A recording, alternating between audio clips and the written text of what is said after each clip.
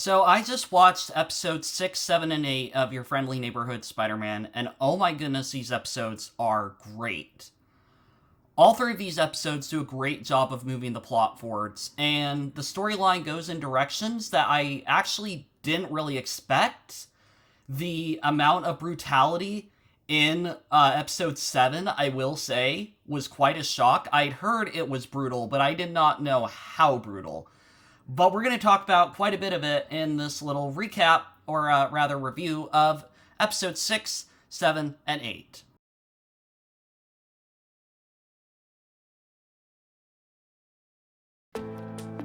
Alright, so let's start with episode 6, entitled Duel with the Devil. And the biggest plot point in this episode is the waning of Nico and Peter's relationship. At the end of episode 5, they went to a movie together, but it left her feeling kind of left out, like they were not important to Peter Parker, like he would rather go and be with Norman Osborn. And I like that they continued this thread, and that it wasn't just kind of a blink and you'll miss it thing. I do like Peter Parker's attempt to try and, be kind to them, and also to Harry by having them over for a movie night. And inevitably he has to go and take care of a situation. What I will say is I did not appreciate the Toro card thing in here. It was completely unneeded. It just didn't need to be in here. I don't care if they were trying to give the character some depth. It does nothing. It does nothing at all, especially because Harry says he doesn't believe in that stuff. And I just thought it was kind of like pushing witchcraft, and it didn't need to be there at all. But thankfully that was brief enough. Anyways, Peter Parker does have a fight with Daredevil in this episode, and he is voiced by Charlie Cox, and I will say, I think it's a nice fight scene. It kind of felt like a cameo, I'm gonna be honest. It kind of felt like, hey, we're just putting him in here because we can. But I did really like the action scene. I like the momentum, I like the set piece, I like the lighting. I will say this series has great action scenes. And I really like, once again, that they're taking this out of the MCU. That this is some different universe Spider-Man that isn't connected to anything. It's just a different version of Spider-Man, and they're allowed to have fun with it. This is what Marvel Studios can do with Spider-Man, so Sony, take a hint. This is what Marvel's doing. But I did really appreciate what went on in this episode. I did find it interesting that Norman Osborn spoils the secret of Spider-Man to Nico. And I'm curious how that is going to evolve into the other episodes. I should also say that episode 9 will be the finale, if I recall correctly. So there's one more episode of this, and then we're done. Season 1 is over. And I must say that I am kind of disappointed by that. I've actually really been liking this series. But let's continue. So in episode 6, Daredevil and Harry Osborn kind of allude to the fact that there is this entity out there. There is this figure that is getting all these weapons and technology and is really powerful. And so episode 7, Scorpion Rising, is literally what the name suggests. But this episode, however, continues the storyline of Lincoln.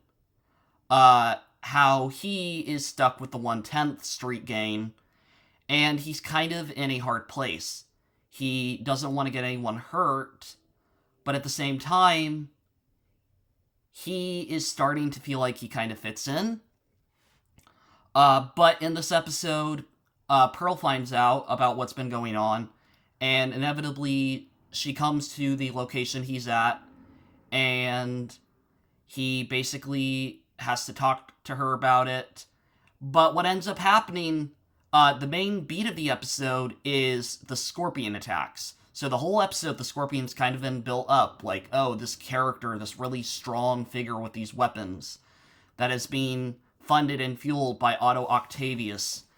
He comes in, and oh my goodness, this is the most brutal episode of Marvel Entertainment under the Disney banner, apart from Deadpool and Wolverine.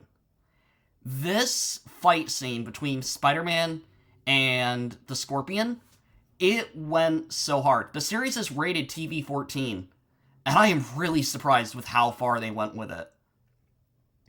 But it was not pointless. I really don't like blood in a lot of projects when it's just like being gory for gore's sake, but they actually use it to show the brutality of the Scorpion.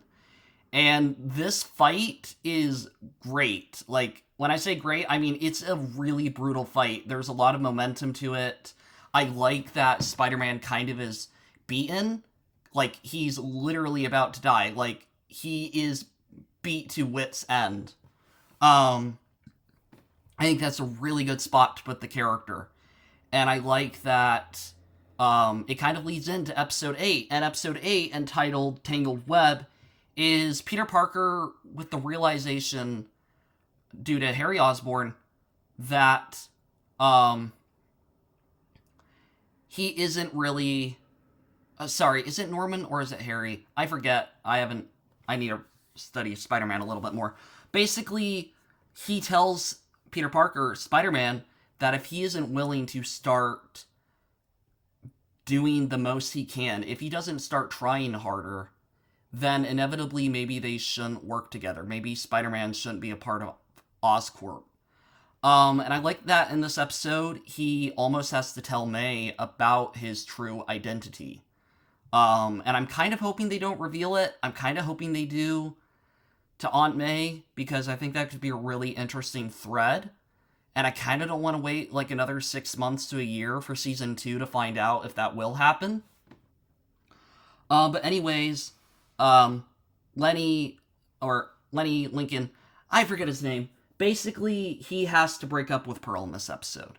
He makes the decision that he has to be with the 110th Street Gang in order to take vengeance on the Scorpion. To give back to them as they gave back to him for defending him and her. And I really like where this episode's going. I really like kind of the teaser we're left on. This series is really good about teasing you. Like, they show us kind of what the costume looks like, but we're not going to get to fully see it till episode 9. And I just really like what they do with that. I also will say that I did appreciate little things like Nico and Harry going out on a race, them racing the driver. I thought that was a really fun plot point. Nico and Harry kind of building a relationship. I thought that was really fun as well. I think the series, honestly, is really strong. I think this is a really good adaptation of just being a fun comic book series. It's really fun that we're getting something from Marvel Studios with Spider-Man that isn't the Tom Holland films. And I honestly hope that projects like this convince Marvel to try and be more aggressive with getting the rights to Spider-Man, because I think they could do a lot with him. But anyways, I really liked episodes 6, 7, and 8 of the series. If I had any thoughts, I'm curious to see where it goes. I'm curious to see how they wrap up Season 1. I'm curious to hear when they're going to start Season 2's production. Apparently they've already been doing it, and Season 3 is in the early stages. So I don't know how many seasons they plan to keep this thing going. But I think this could be a really, really fun series. I think if they, definitely just doing the same quality level of animation and of storytelling, this could be a fun side non-MCU project. If the DCU is going to have Elseworlds, then I think Marvel Studios needs to have its own form of entertainment that isn't part of the Marvel Studios cinematic universe. Or the MCU, rather. But those are my thoughts. I hope you all enjoyed, and thanks for watching. See you next time!